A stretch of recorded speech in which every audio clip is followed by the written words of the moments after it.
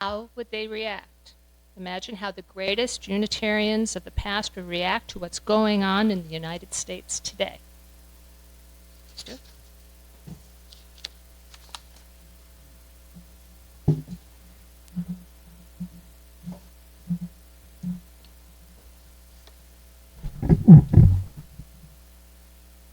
Can everyone hear?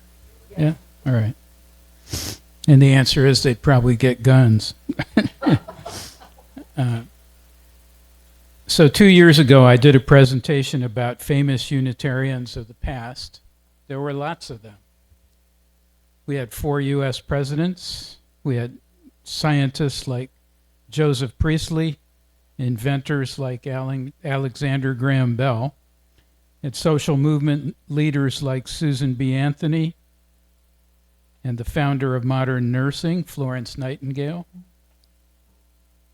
We had many of the most famous writers: Hawthorne, Longfellow, Dickens, Thoreau, Alcott, Melville, and more recently, Ray Bradbury, Rod Serling, Kurt Vonnegut Jr., and James A. Michener. So I was wondering recently, as I thought about some of the things going on around us, how some of these people would feel about what's going on in America today.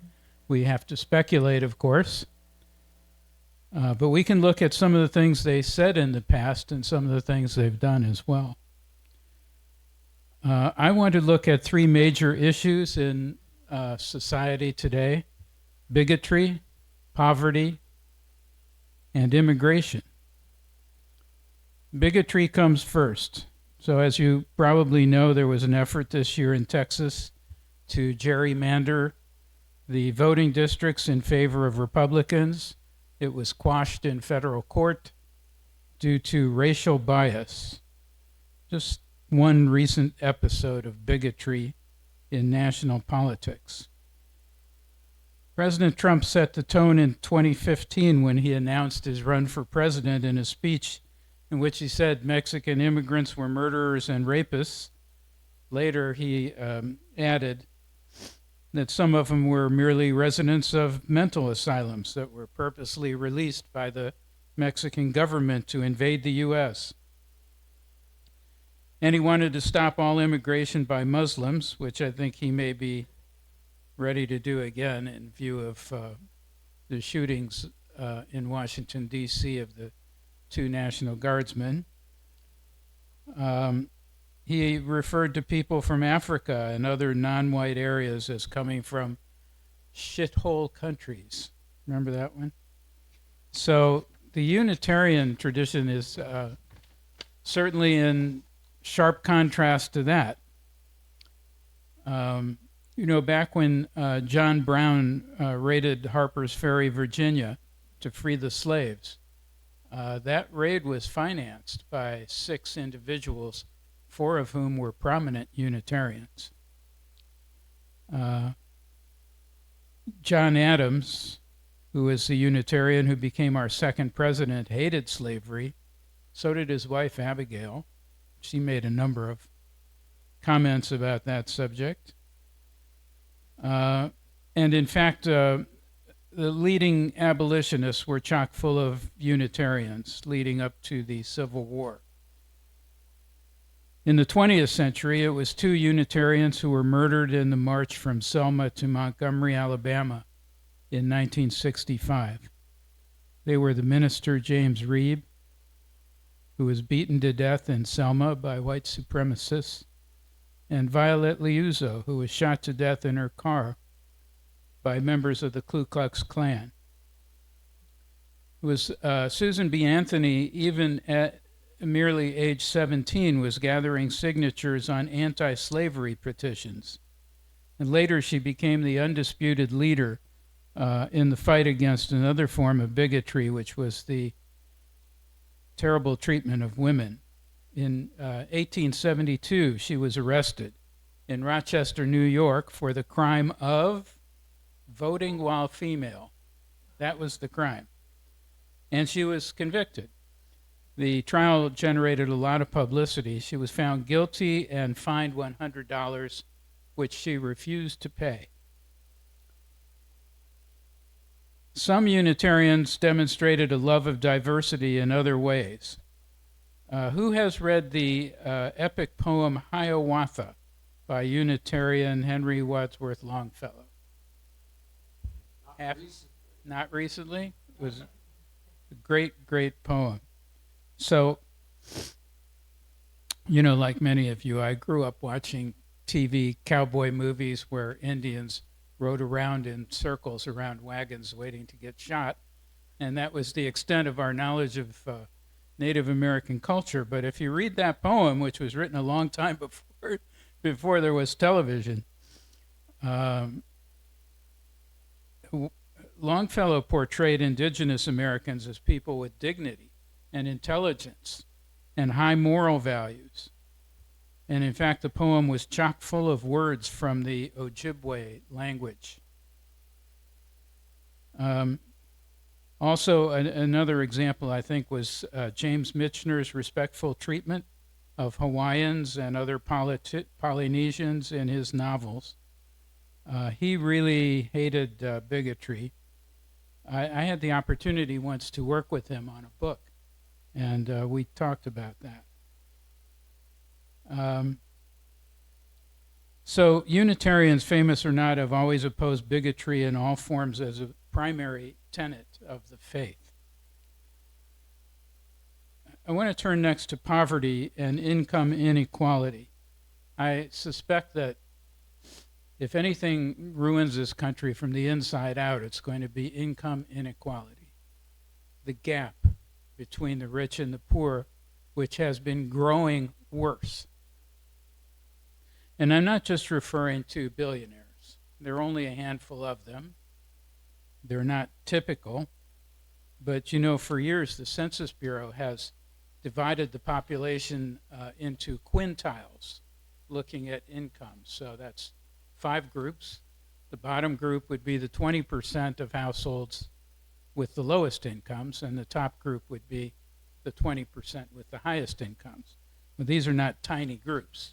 These are, 20% segments, large portions of the population. And the bottom segment, if you look at 2024, their median income, which is most typical, was $23,730. The top group had a median income of $116,500, 5 times greater. Yeah. Per household income, right. So since 2020, the bottom group median income had advanced by less than $5,000, and the top group had advanced by $30,763. So we see in these numbers, and numbers are dry, but in this case they tell a pretty important story. We see that the income gap is getting worse and rapidly.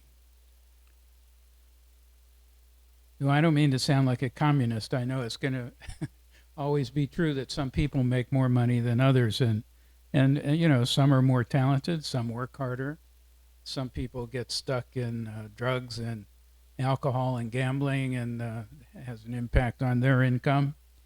But it seems to me the problem today is that this gap is so large, and it is growing larger at a rapid clip. And it seems that there are powerful people in society who don't seem to care very much. We have a billionaire president surrounded by billionaire oligarchs. During the recent government shutdown, while the poor face life without food stamps, our president hosted a party of the wealthy at the White House, which he is altering to build a $300 million ballroom. Among Unitarians, probably none were more focused on the poor than Charles Dickens, one of the world's great novelists. His books like Oliver Twist and A Christmas Carol brought the hardships of poverty to worldwide attention. You remember the passage in A Christmas Carol where Scrooge was told that many of the poor would rather die than go to the workhouse, which he had recommended. And his response was, if they would rather die, they had better do it and decrease the surplus population. Who remembers that phrase that was in the book and the movie? There's another Unitarian, Dr. Albert Schweitzer, who had a comfortable life, gave it up, moved with his wife to a remote area in Gabon, if I'm pronouncing that right, in West Africa, where he and his wife established a hospital to treat the poor and the sick. They began in a converted chicken coop, ultimately built a real hospital with up-to-date medicine provided to people so poor they could never have imagined such a thing. Schweitzer won the Nobel Peace Prize in 1952. He made remarks kind of saint-like, in my opinion. I want to just read a couple of things he said in his life. The purpose of human life is to serve and to show compassion and the will to help others.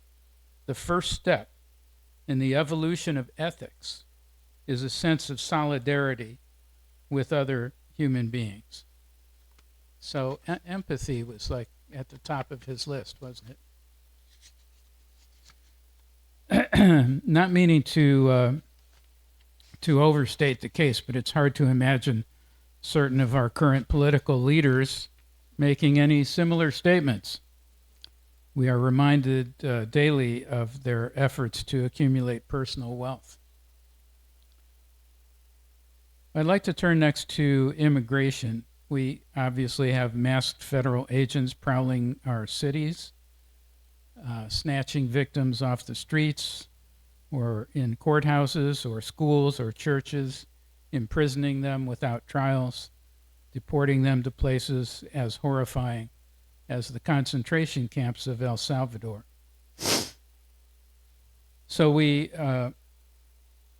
get lectured about the great work of ICE on television commercials, taxpayer funded, by our Secretary of Homeland Security, Kristi Noem, who once shot her own dog for no good reason and bragged about it.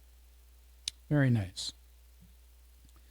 So I was looking for quotes and comments by famous Unitarians of the past about immigration, and I didn't find very much, mainly because immigration was not really a hot-button issue in the past.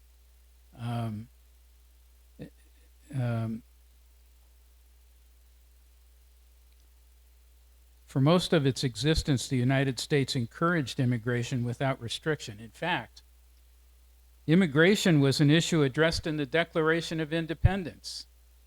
I had to reread that just to confirm that that was true. Great Britain apparently had discouraged immigration to the U.S., or so we complained in the Declaration, and had also complicated the naturalization process, thereby limiting the citizen population of the colonies. Not only did we want immigrants, but it was actually one of the issues in the Revolutionary War. It wasn't the primary issue, but it was in there. So until the 20th century, laws pertaining to immigration simply dealt with citizenship, like the length of time someone had to be a resident before they could apply for naturalization. The issue was not the mere arrival of new people, which is the issue now, right? If you could arrange passage to the U.S. in the 1600s or the 1700s or the 1800s, all the way up to 1917, you could enter and settle here. No questions asked, no visas, just got a brief medical exam perhaps in New York to see if you had to be quarantined due to an infectious disease. And that's how my grandparents arrived, and perhaps some of yours as well. They came here on ships. There was one exception to open legal immigration, and that was something called the Chinese Exclusion Act. That was a pure example of racial bias, one of the more embarrassing episodes in our national history. But that was the only one. The residents of other countries were welcome without papers or any credentials. So at the time of the Revolutionary War, the population of the colonies was about 2 million. By 1917, U.S. population had reached 103 million. Now that's growth, right? It was about 2.5 million at the time of the Revolutionary War. The vast majority of this huge increase in population was all due to unregulated immigration. It's how America was built. In 1917, I mentioned that year before, things began to change. World War I was underway. The Russian Revolution began that year. People feared communism. Germans were unpopular due to those giant worldwide events. Congress then began a system of requiring visas and immigrant quotas by country. Today, that system is more complex, with a variety of exceptions and special provisions, which seem to change depending on who is president and controls Congress. Things are complex enough now that they support a whole sector of the legal profession comprised of immigration rights attorneys. Although most of this happened later than the rise of the most famous Unitarians, other prominent people have had a lot to say about the subject, most of it very positive. So I wanted to tell you about some of these comments that come from really recognizable people, the first being George Washington. Yeah. He said, and I quote, "I had always hoped that this land might become a safe and agreeable asylum to the virtuous and persecuted part of mankind, to whatever nation they might belong." He said, "The bosom of America is open to receive not only the opulent and respected stranger, but the oppressed and persecuted of all nations and religions, whom we shall welcome to a participation of all our rights and privileges." So all this controversy you hear today about immigrants getting some sort of welfare or any other kind of government support, this was not an issue of the past. It's an issue right now because we have people complaining about it. Thomas Jefferson made comments as well. Now, he was not a member of a Unitarian church, but he did describe himself a number of times as being a Unitarian. He said, "Born in other countries, yet believing you could be happy in this one, our laws acknowledge, as they should, your right to join us in society, conforming, as I doubt not you will, to our established rules." So he also was an immigration supporter. James Madison, our fourth president, who's also often called the father of the Constitution, said America was indebted to immigration for her settlement and prosperity. That part of America, meaning geography, which had encouraged immigrants the most, had advanced the most rapidly in population, agriculture, and the arts.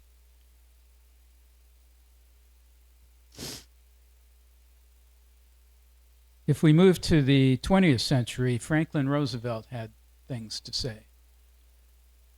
One of his quotes was, remember always that all of us, you and I especially, are descended from immigrants and revolutionists." How about that? Revolutionists. His wife, Eleanor Roosevelt, said, what has happened in this country? If we study our own history, we find that we have always been ready to receive the unfortunate from other countries. And though this may seem a generous gesture on our part, we have profited 1,000-fold by what they have brought us. So there are more recent comments on the subject by people, some of whom will surprise you. The former Prime Minister of Great Britain, Tony Blair, made this interesting comment. He said, "A simple way to take the measure of a country is to look at how many people want in and how many people want out." Right. The former Prime Minister of Canada, Justin Trudeau, he was Prime Minister or he was President? Which was it? Prime Minister. There you go. He said the fact is Canadians understand that immigration, that people fleeing for their lives, that people wanting to build a better life for themselves and their kids is what created Canada. It's what created North America. And it did. Well, here's a surprise. President Ronald Reagan, who headed up the old Republican Party, said, "We lead the world because, unique among nations, we draw our people, our strength, from every country and every corner of the world. And by doing so, we continuously renew and enrich our nation." And then there was Mitt Romney, who also was part of the old guard Republicans and was their presidential candidate against Obama one year. He said, "We are a nation of immigrants. We are the children and grandchildren and great-grandchildren of the ones who wanted a better life, the driven ones, the ones who woke up at night hearing that voice telling them that life in that place called America could be better."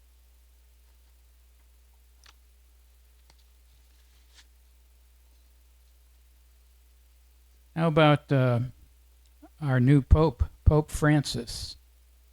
The Catholic Church has taken a pretty strident position on immigration, favoring it and denouncing some of what's going on here.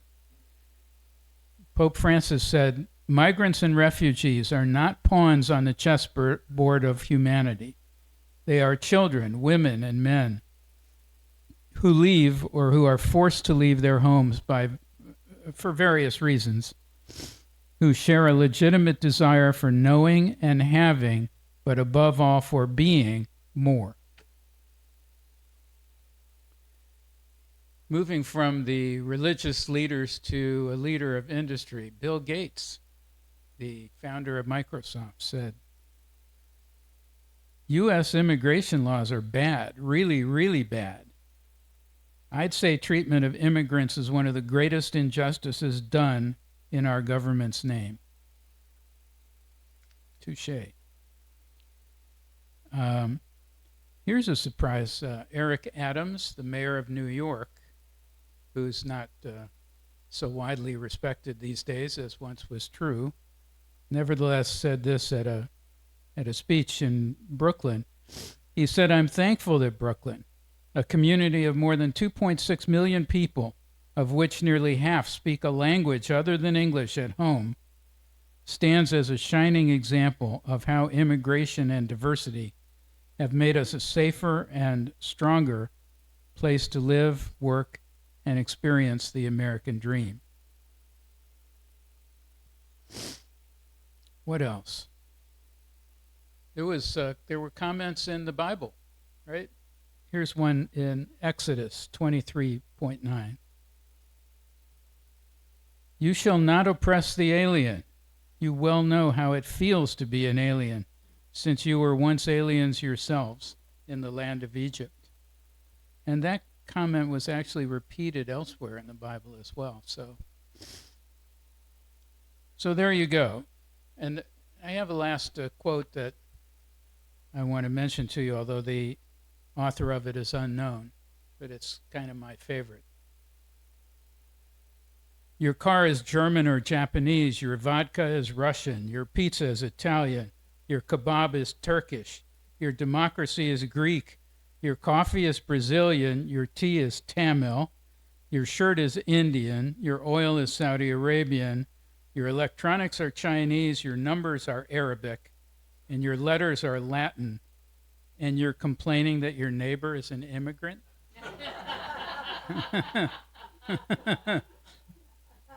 So that's all I have, folks. Thanks.